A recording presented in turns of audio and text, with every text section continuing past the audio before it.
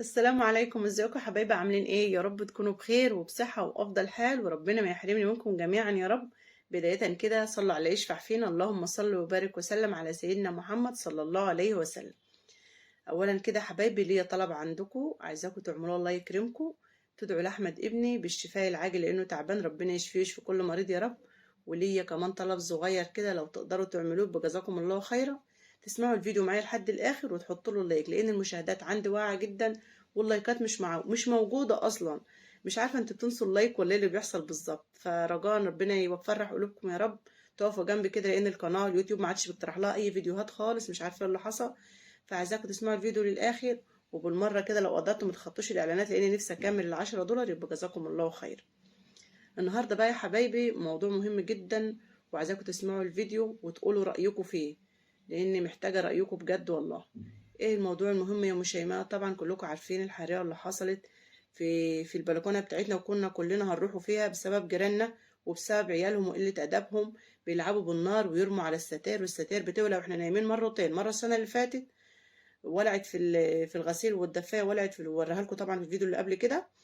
والسنه دي الستاير ولعت كل اللي في البلكونه، وكنا هنموت كلنا، وكان البرج كله هيموت يعني. طبعا انتوا عارفين كل الحاجات دي، بس انا بقول للناس اللي اول مره تدخل على قناتي كل حاجه يا جماعه.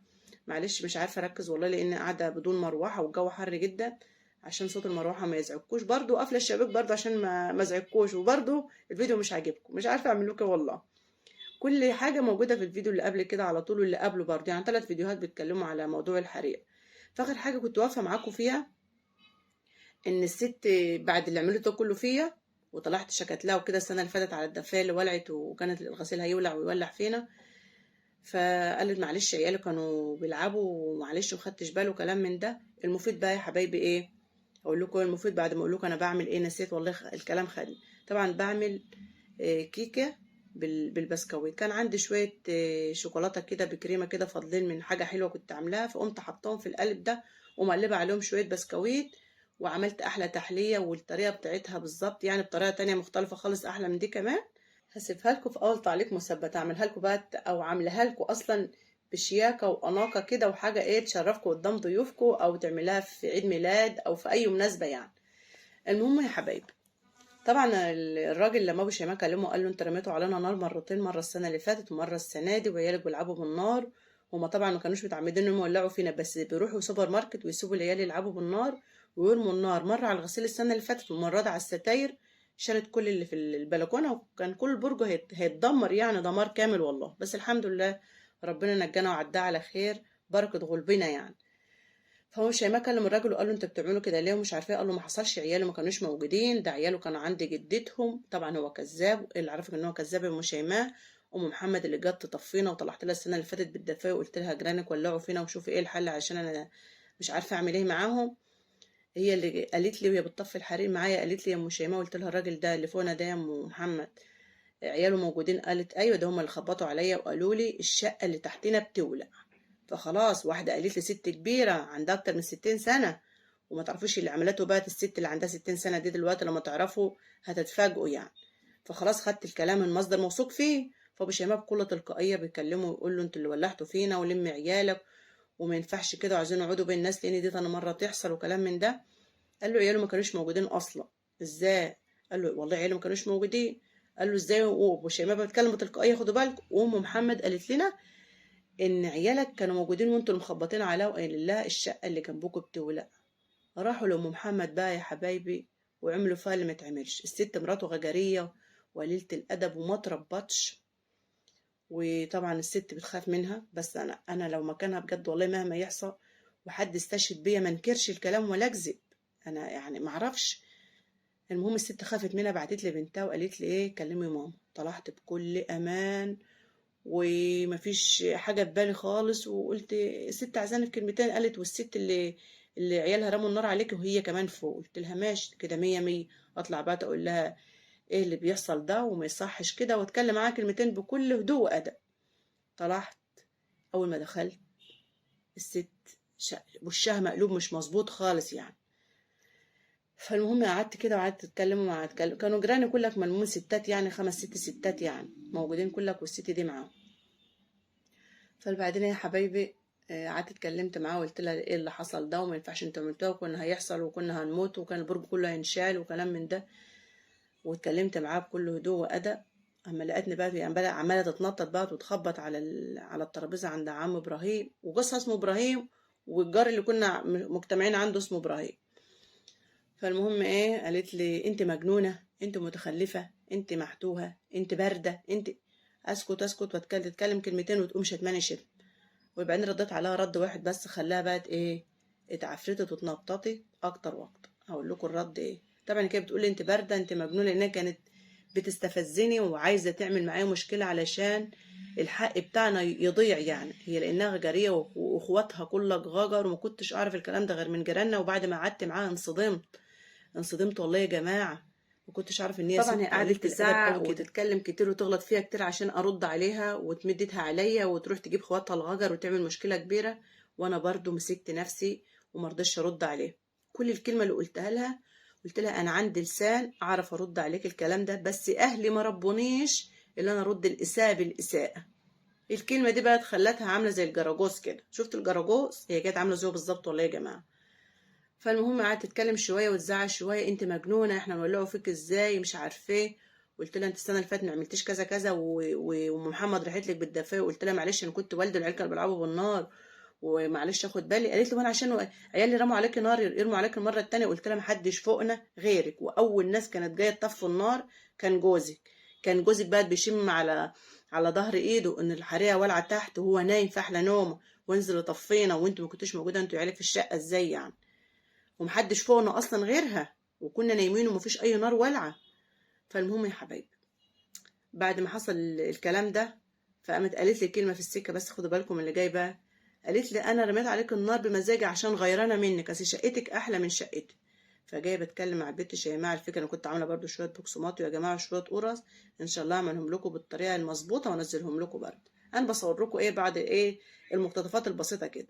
يعني دي برضو كان اخر خبزه اخبزها قبل الحريقه. يعني انا خبزت النهارده، والصبح النار ولعت في البلكونه، شالت الطبليه والمطارح وكله. الحمد لله والشكر لله، كلها حاجات بسيطه. فطبعا العجينه دي كانت فاضله من الفطير، عشان كده تلاقيها ايه مش مظبوطه يعني. المهم خليكم بقى شايفين الفطير وشايفين جمال الفطير بتاع اختكم. واسيب لكم برضه في اول تعليق مثبت طريقه الفطير المظبوطه. شوفوا الفيديوهات بتاعتي، يمكن ربنا يكرمني كده واكمل ال10 دولار يا حبايبي. فالمهم يا حبايبي، قعدت تطبل لي على الترابيزه شويه كده. وشفت انا كنت اسمع عن الغجر، بس لما شفتها اتصدمت بصراحه والله. قالت لي انت عايزه تقعدينا في قعده علشان الناس تحكم لك بفلوس الخساره اللي انت خسرتيها، بس احنا معناش فلوس نديها لك. وقعدت ترقص لي وتعمل لي حركات كده غريبه. قلت لها قعدت ايه، انا لا عايزه فلوس ولا باخد العوض من حد، العوض عند الله. وما اقول ايه غير الحمد لله والشكر لله انا طلعت منها بالسلامه انا وعيالي. وكل الحكايه عايزاكي تاخدي بالك من عيالك، تروحي تقعدي في السوبر ماركت وتسيبي عيالك يلعبوا بالنار ويرموا النار علينا، واحنا نولعوا فيها، احنا نايمين احنا وعيالنا وبنمشي ونسيبوا شقتنا بالشهر ومقفوله، والانابيب في البلكونه وكل حاجه في البلكونه. فالمهم يا حبايبي اختكم قعدت تزعل شويه. قالت لي مش انت عايزه تقعدي؟ حصل كلام ياما بس انا مش عايزه اطول عليكم. طب ان شاء الله بقى تنتظري بكره ايه اللي يحصل. هفرج عليك تسوق واخليك عبره لمن لا يعتبر. بقيت انا قاعده مصدومه واقسم بالله. قلت لها ازاي يعني انا مظلومه وانت اللي رمت عليا النار، وكمان هتفرجي عليا ناس؟ اللي انت عايزاه تعمليه اعمليه. انا صحيح مش ست غجريه ولا قليله الادب، ولا ليا اخوات هنا معايا ربنا احسن من كل. حتى جيران قعدوا يقولوا لي بعديها مشت، قالوا لي كلام ياما كده. طبعا الفطيره ديت نوع فطير كده شفته برضو حبيت اعمله، اللي بتبقى كوره جوه كوره جوه كوره، وما عجبتنيش برضو. مفيش احسن من الطريقه اللي بتبقى رول كده وتقطعيه. فانا دايما بحب اجرب يعني. فالمهم قلت لها هجيب لك جيران، هجيب لك بكره الناس تتفرج عليك واخواتها كلها غجر بقى، وهتشوف اللي هيحصل لك بكره عشان تقعدي في قاعده كويس قوي. هي بتهددني وخايفه انها تقعد في القعده، الناس هتحكم على طول بالخساره. وخصوصا في ناس جيراننا كتير قالوا لنا لو قعدتوا هيطلع لكم الحق تالت ومتل. فقامت واخده نفسها وماشيه وسابانا في وسط القعده. وبعد ما مشت بقى قالت انا راح اجيب لك الناس، هجيب لك اللي يعلموك الادب لما انت ايه بترمي عليا تهم اللي انا ولعت فيك.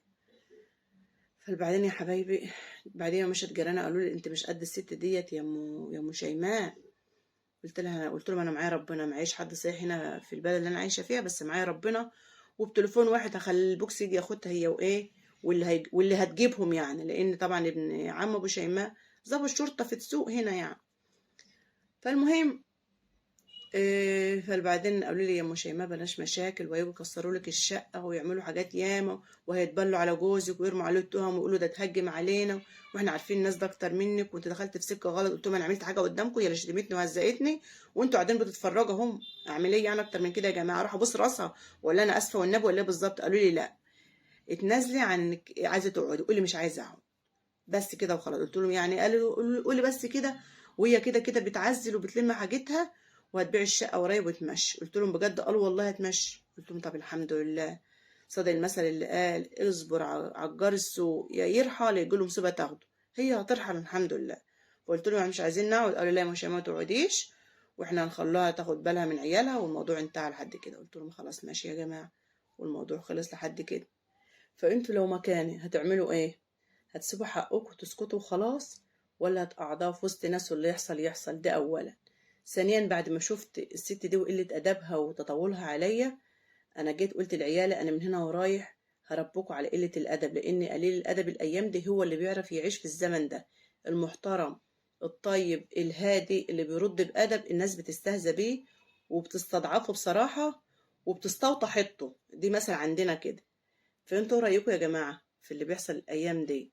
انتوا شايفين البلطجة هي اللي منتشرة والبلطجي هو اللي بيعرف يعيش، والصيع وقليل الأدب اللي بيعرف ياخد حقه؟ أما المحترمين اللي زي حالاتنا في الناس بتستهزأ بيهم، ده اللي أنا شوفته يعني.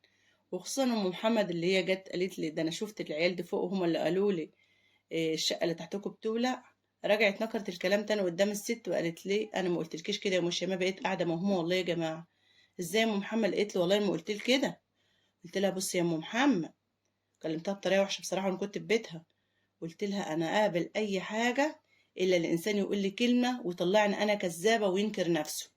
إيه ده؟ أنا ما كانش قصدي كده، أنا قلت لك جيران التانية، مش هما اللي قالوا لي، جيران التانية اللي قالوا لي ده الشقة اللي تحتكم بتولع. بقيت قاعدة ما هو والله مش عارفة أتكلم وأقول إيه.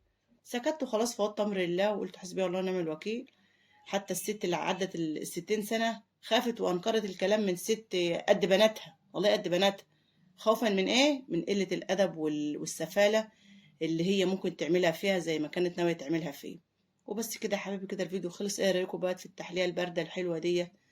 يعني تورته كده باردة حلوة. وبرضه اسيب لكم في اول تعليق مثبت الطريقة ديت. اتمنى تدخلوا تشوفوا الفيديوهات الحلوة.